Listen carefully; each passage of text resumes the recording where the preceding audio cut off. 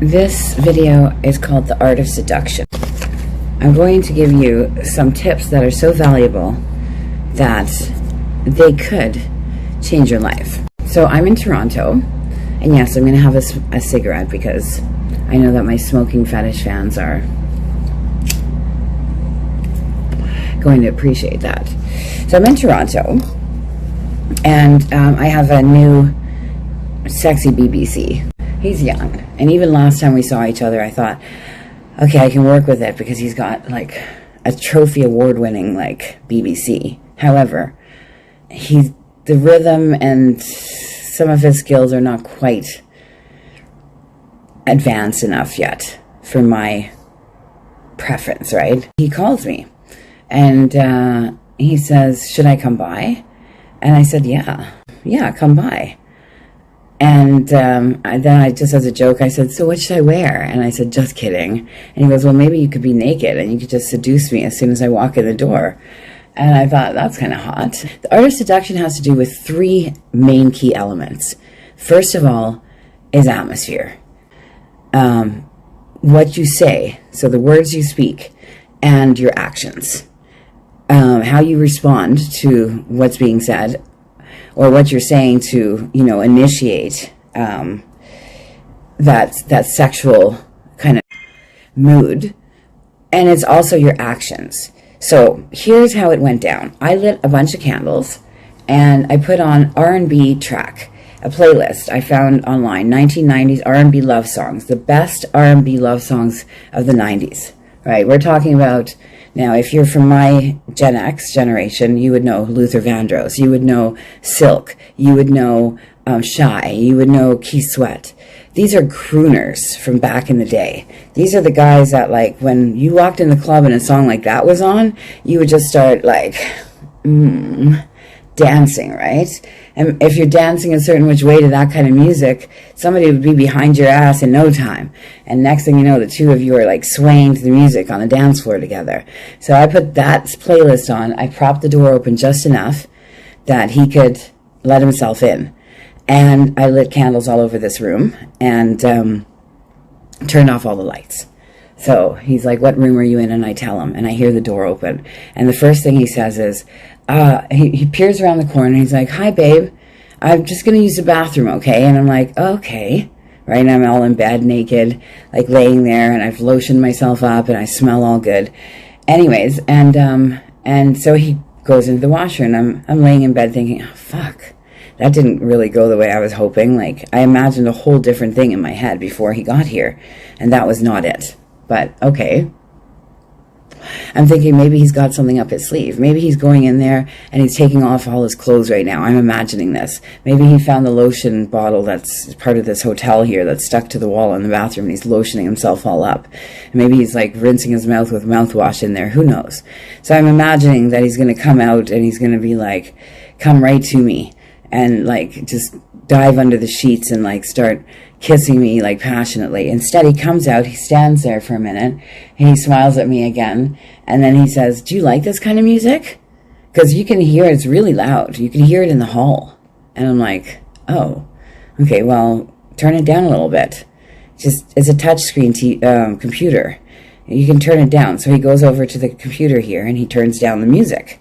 So then he comes and sits on the bed next to me as if he's sitting on the bedside of a sick person, Wow, so how are you doing? And I'm like, I'm great. How are you doing? And I'm like rubbing myself, and I'm butt naked, and I pull the sheets down like halfway down my body so he's staring at my naked body, and he's just still sitting there. And I'm like, wow, you're really a vibe killer, aren't you, babe?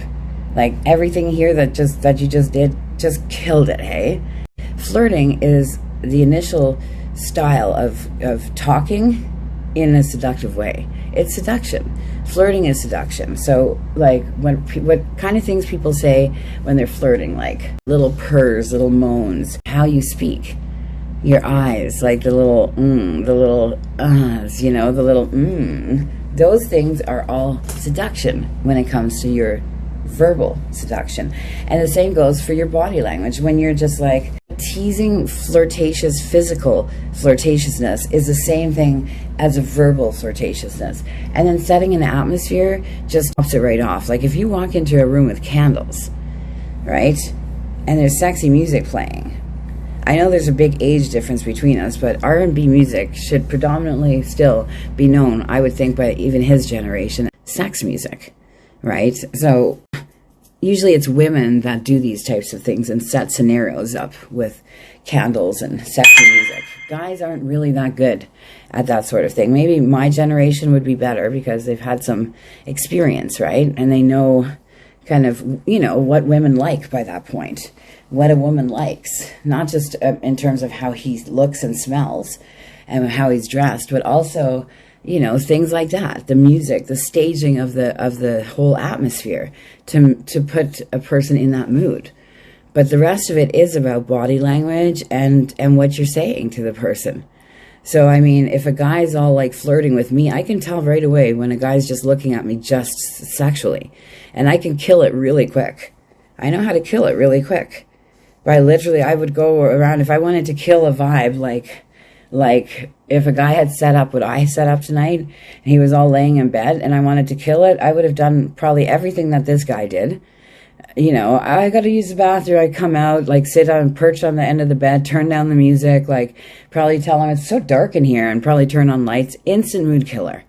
Instant mood killer. And then I might start talking about my period or something. And instantly the guy just, whatever he had in his head is gone now. Gone. And vice versa. I can go that way with a guy doing the same thing to a girl that's in the mood. Right? And so they say that, oh, it's best if you're both in the mood at the same time.